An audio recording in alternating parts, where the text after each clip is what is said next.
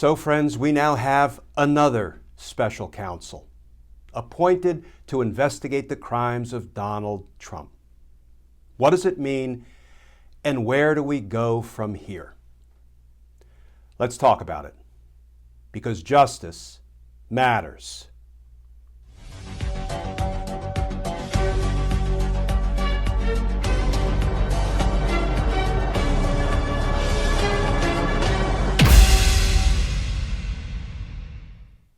Hey all, Glenn Kirshner here.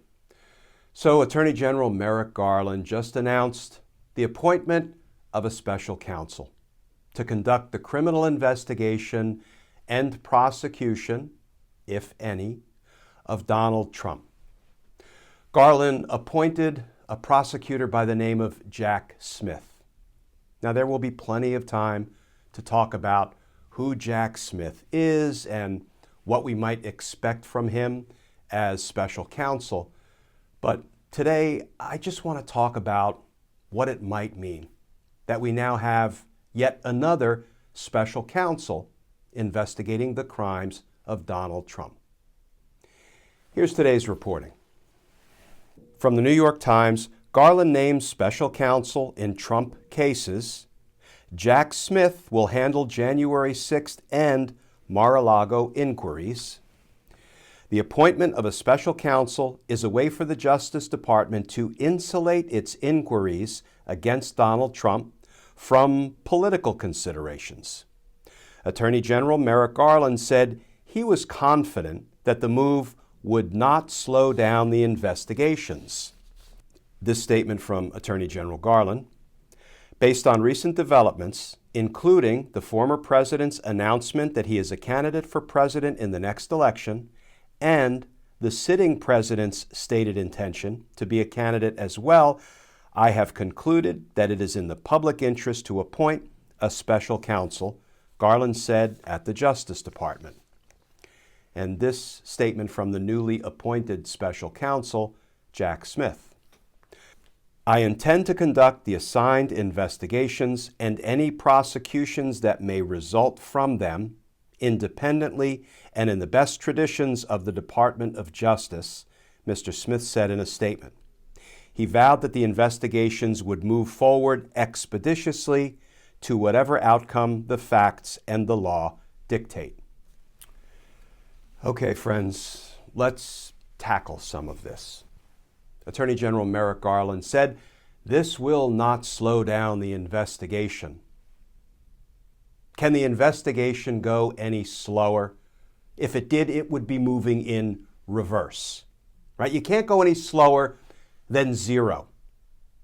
And 0 is precisely the number of ruling class criminals who have been held accountable for trying to overthrow our democracy nearly 2 years ago. No accountability. None for Trump or for Mark Meadows or for John Eastman, or Jeffrey Clark, or Rudy Giuliani, or Sidney Powell, or Mike Flynn, or Roger Stone, or Steve Bannon, or any of the other ruling class criminals who participated in the attempted overthrow of our democracy. This will not slow down the investigation. Friends, this can only speed up the investigation. The investigation cannot possibly move any slower.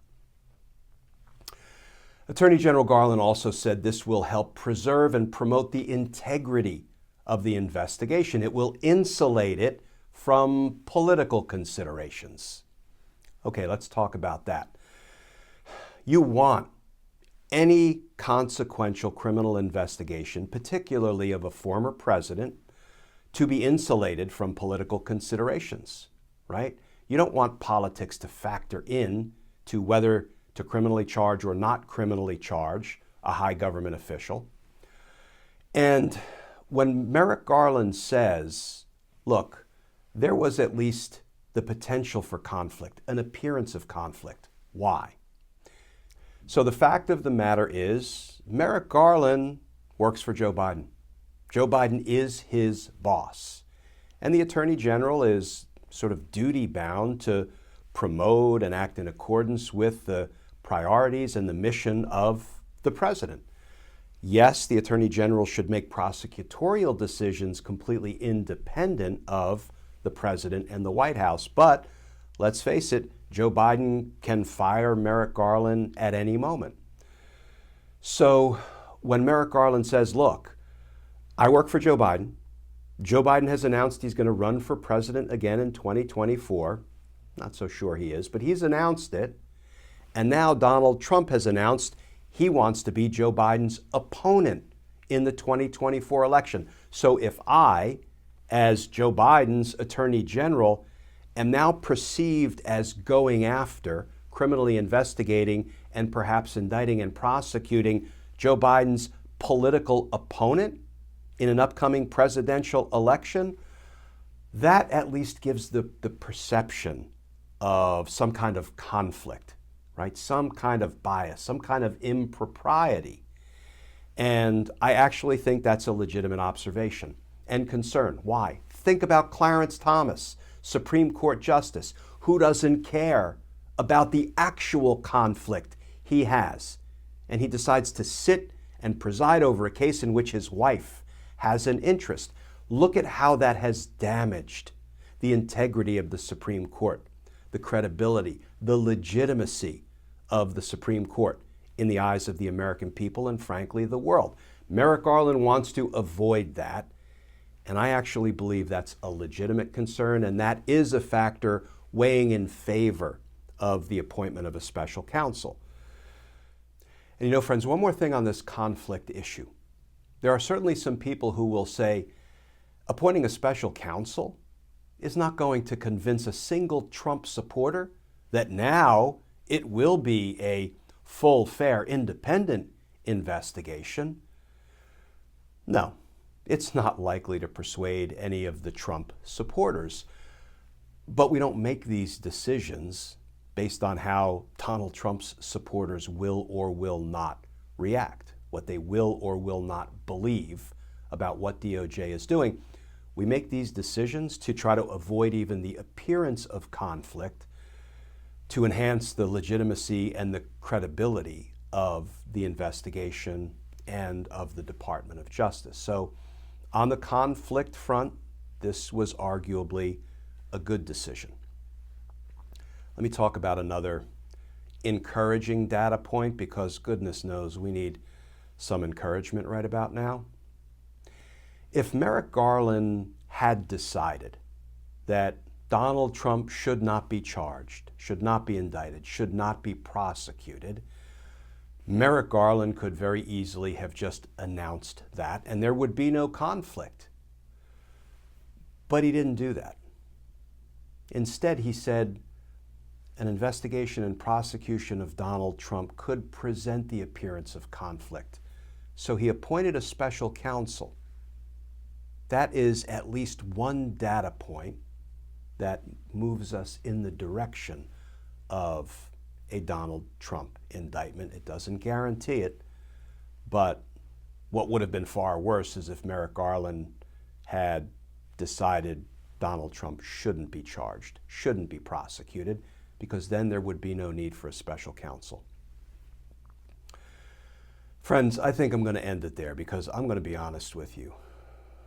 I've got justice fatigue. I've got a fierce case of justice fatigue. It really is demoralizing that Donald Trump tried to overthrow our democracy nearly 2 years ago now, and the rule of law did nothing to hold him accountable. In fact, we waited so long that we gave him the opportunity to announce another run for president so he can try to acquire the very power he needs to try to kill our democracy all over again.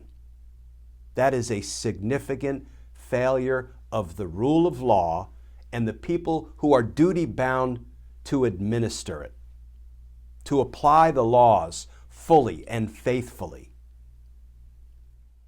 So yes, I've got a bad case right about now of justice fatigue. But you know what? We may be down, but we're not out. We just had midterm elections that prove that the vast majority of the American people still care about our democracy, still care about the quality of our elected officials. That was a good sign. So we may be down, but we're not out. Yes, we're getting knocked down over and over again, but we keep getting up, we keep pulling on the gloves, we keep punching for accountability, for decency, for honor and ethics in government, for our democracy, and for justice. And justice matters. To us, justice matters. Hang in there, friends. We're going to have our ups and downs. Please stay safe. Please stay tuned. And I look forward to talking with you all again tomorrow.